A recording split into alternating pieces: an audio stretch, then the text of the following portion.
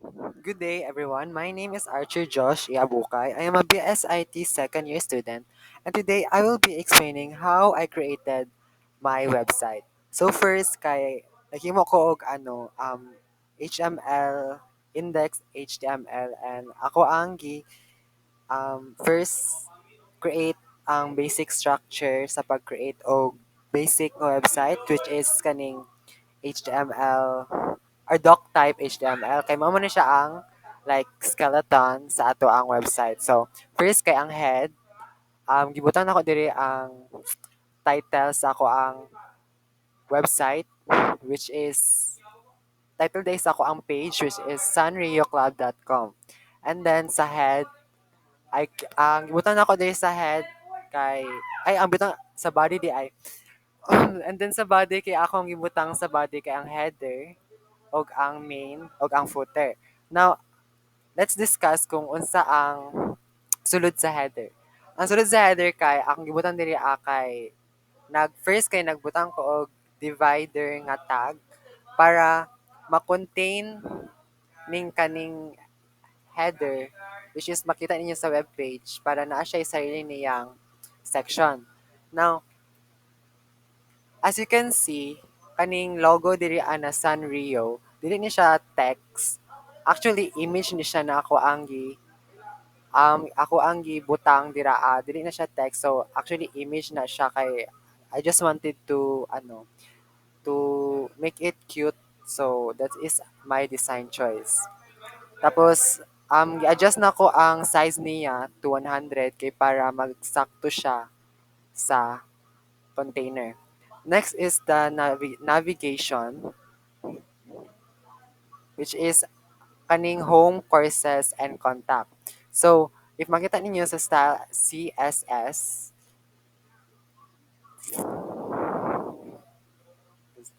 um,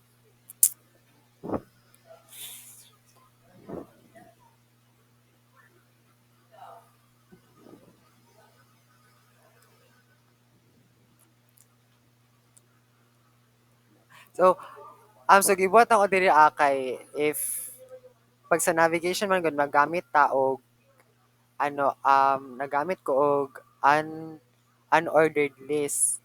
Pero if magamit ko ka ani and wala nimo siya gi-edit sa style CSS, then naa siya like mga bulletin points na mugawas. But as you can see sa ako ang website, wala siya bulletin points, and also naka tapad-tapad siya, wala siya like nagkanang sunod-sunod like under. So the reason for that is makita ninyo diri as a style CSS list style, kaning list style none, muna siya ang nagtanggal sa mga bulletins. Bulletin points. And then next is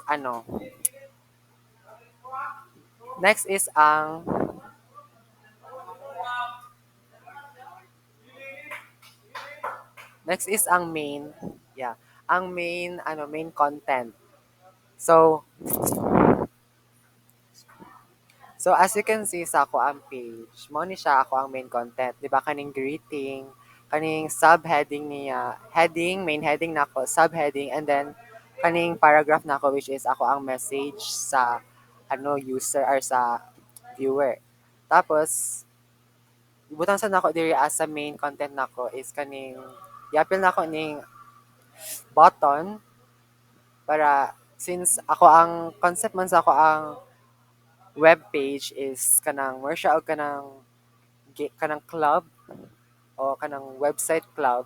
So ang gibutan nako sa button, gi-edit nako siya to join the club if gusto sa user like kanang mo join siya sa club, then they can just click this button to join sa ako ang club. And also, as you can see, nag-attach ko og image sa ako ang website. Mao ni siya, image, CIC, image placeholder, blah, blah, blah.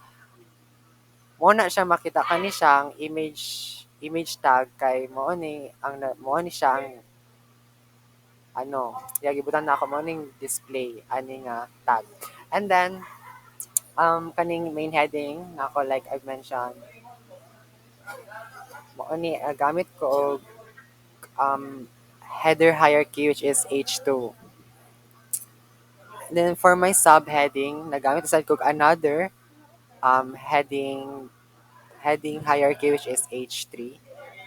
And then for this kaning message na ako, nagamit ko og paragraph as you can see. So the last one is the or like the footer di ay. The last one is the footer. As you can see, wala kay koy like butang sa footer. Kaning Tech Learn Academy All Rights Reserved. Mo ni siya ang ang murag like kanang tag, yeah, like kanang tag niya. And also nagbutang sa ko direct divider para nabo siya sa iniyang section sa ako ang website. Tapos let's discuss sa my style choices sa CSS. Let's first start with the body. So as you can see, ang nagamit ko o font na Sedgwick UI, Tahoma Geneva Verdana, and Sans Serif. Makita niyo sa page, yung gagamit ko. And then sa container, ay nag-adjust na ako ang iyahang width, margin, ang iyang padding, according sa gusto nako.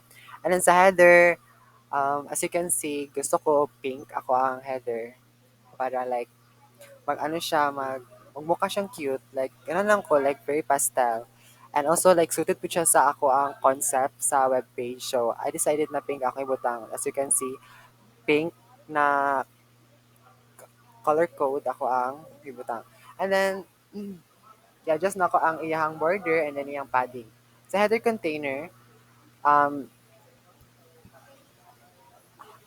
butang na ako kay flex sa display kay para para like mag-align gud siya by row.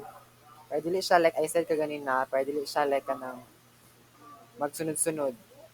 So siya like kanang tapad lang sila sa isa't isa. Yeah, by row. Hindi siya naka-column. Wala siya naka-column, naka-by row lang siya.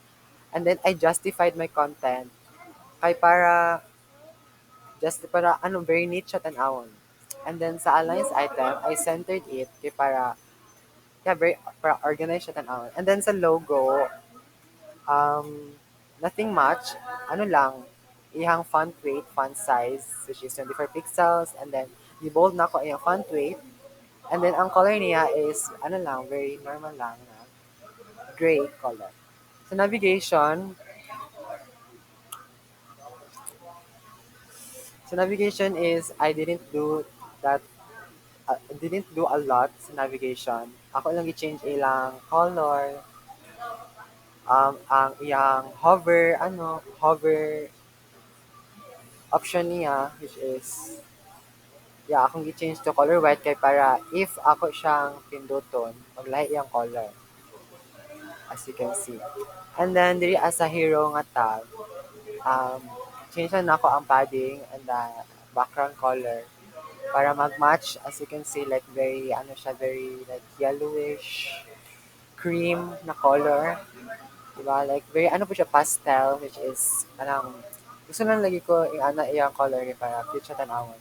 And then, sa hero content, same lang yapon ay ang display kay Flex para siya, by row siya. And i-align na ko yung item to center, i-justify na ko. And then, same sa hero text, di-flex na ko. Yung font family is cursive, as you can see here. Nice good siya tanawon. And very, like, bagay siya sa concept sa akong webpage.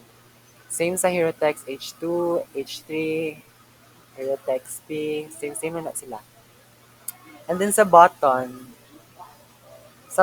is, I decided na, like, dapat mag-pop out siya, kanang, siya ba?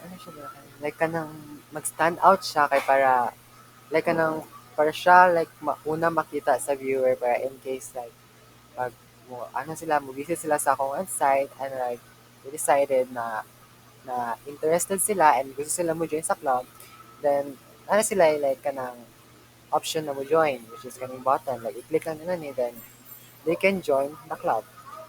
So in order to do this, kaya I changed the color to a bright pink. As you can see, medyo iba siya sa like kaning color sa ako ang header o kaning akong footer. Kaya gusto lagi ko like kanang mag-stand out siya. Like mo pop yung color kaya para mas dali siya makita sa viewer.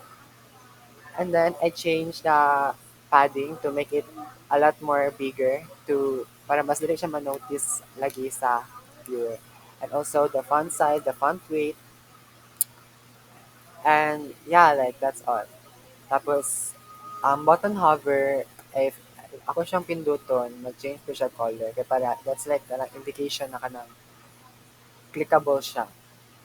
And then sa image, I didn't really change that much sa image. I think, ano lang, okay lang man siya. So, para siya ko, like, kanang, contented na ko, ay kanang, satisfied na ko sa image. Kaya, like, kung ano gusto i-change sa iya. Next, lastly, is the footer. So, sa footer, wala kay ano sa footer bag.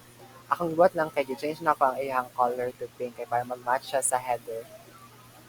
And I also gamit ko og kaning justifies ay kaning align item center kay para ma-center ning text kay before man good na siya sa kilid, na siya diri sa kilid. So dili ko gusto ana kay very ano kay siya dili siya like wala siya naka-centerize so ako ang gigamitan ng align items kay para ma-center siya. So that's all, guys. That's all. Thank you so much for listening. And I hope you enjoyed my explanation.